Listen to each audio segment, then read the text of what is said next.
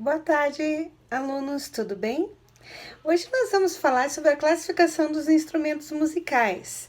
Os instrumentos musicais, eles podem ser classificados de várias maneiras, de percussão, de sopro.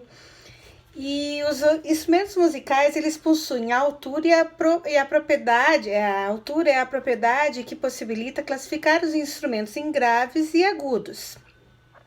O timbre é a qualidade ou a cor de cada som. Mesmo que dois instrumentos toquem a mesma nota, podem reconhecer cada um pelo seu timbre. Então, eles têm uma maneira de fazer o som diferenciada, né? E essa maneira é o timbre que faz esse reconhecimento, quando a gente escuta um instrumento ou outro. Nós temos flauta, vocês podem ver ali no livro, nós temos flauta, nós temos violão, nós temos guitarra, nós temos oboé, nós temos piano de cauda, nós temos bateria, nós temos tambor, enfim, uma variedade de instrumentos que nós podemos observar no nosso livro. Vale lembrar que os instrumentos, eles também podem ser classificados por gêneros ou ritmo musical que eles podem atuar. Como, por exemplo, a música brasileira, na música japonesa, no rock, no reggae.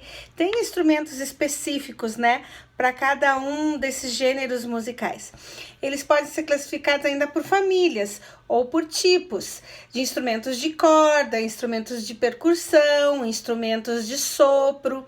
Então, eles podem ser classificados por família, por gênero de música, né? Que eles têm uns específicos gêneros que se encaixam, alguns instrumentos, outros músicos fazem umas composições inusitadas, mas alguns instrumentos se encaixam perfeitamente em algumas músicas, como por exemplo, a guitarra se encaixa no rock, a bateria se encaixa no rock, já um violino, um violoncelo se encaixam mais numa música erudita, numa música clássica, uma flauta pode se encaixar numa música popular brasileira, pode se encaixar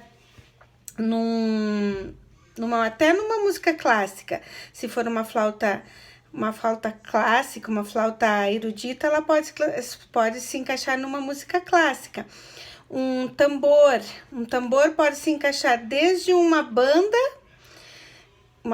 fanfarra, até numa orquestra. Então, os instrumentos, eles se classificam também pelo gênero de música, gênero musical que eles se adaptam, e por família. Nós vamos falar um pouco sobre os instrumentos japoneses, né? O Japão tem uma característica de eles usarem muitos instrumentos musicais. Eles são um povo muito musicista. Então, ele possui instrumentos específicos. Ele possui um instrumento que parece um violão, que é um instrumento diferente do comum. Ele não é como um violão que tenha os lugares para você colocar os dedos. Ele é reto naquele espaço do violão, ele não tem as demarcações. O nome dele é shamisen. Nós temos também uma flauta no Japão que lembra a nossa flauta doce, mas no caso ela é diferente. É o shakuhachi, que se chama essa flauta, lembra a nossa flauta doce, e o koto, que é um instrumento como se fosse um violão, só que um violão feito de madeira, de uma outra forma, não um violão que você pode pegar como você pega o violão e você pode tocar, mas feito de uma outra forma, como se fosse quase uma harpa.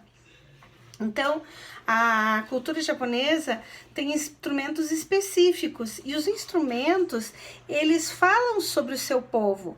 Por exemplo, se nós mostrarmos um pandeiro para o povo japonês, eles vão já lembrar que o pandeiro é um instrumento típico da cultura musical brasileira. Afinal, o pandeiro, ele é muito utilizado por escolas de samba, para marcar o samba, para marcar um pagode, para marcar um samba de origem, né, que eles chamam. Então, é um instrumento muito típico brasileiro. Então, os instrumentos, eles identificam uma nação. Por exemplo, a gaita de fole, ela identifica a Escócia.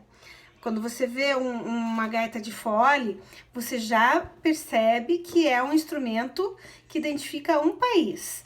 Então, é muito interessante isso, que os instrumentos, eles identificam a nação a qual eles pertencem. Claro que nada existe de nós usarmos um instrumento japonês numa canção brasileira. Da mesma forma, um pandeiro, de uma forma inusitada, numa canção japonesa. Mas sabemos que não é daquele país. Está sendo feito um uso criativo desse instrumento.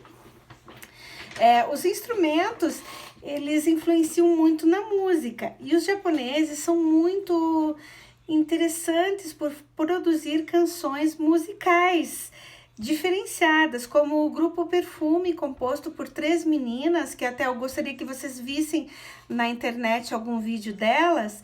Elas compõem uma música, uma canção Flash, né, que é uma canção mais popular delas.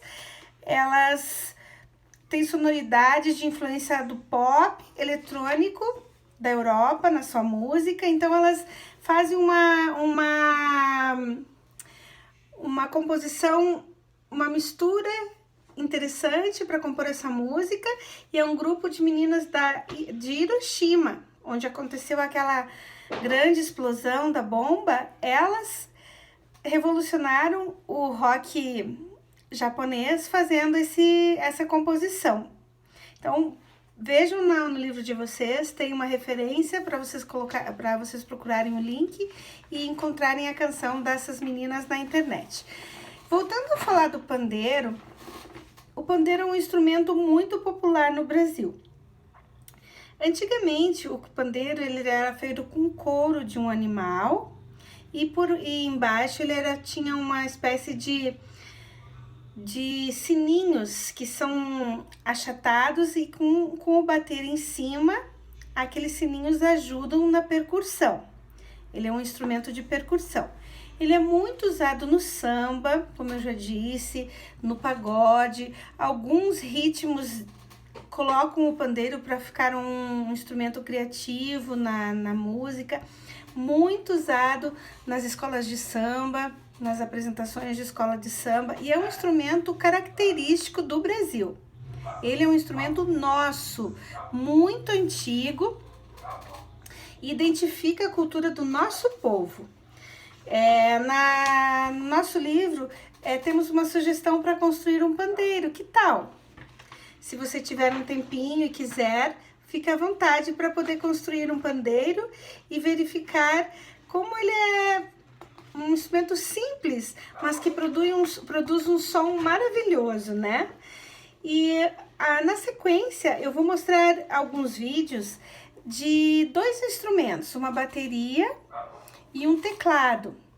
E vocês vão poder perceber, no caso, nesses 2 instrumentos, 2 crianças fazendo a audição, e vão perceber como é interessante a maneira como eles tocam, o ritmo desses 2 instrumentos, que fazem parte, no caso, o teclado e a bateria, mais da área do rock, né? Mais da área do gênero musical do rock. Ok, pessoal?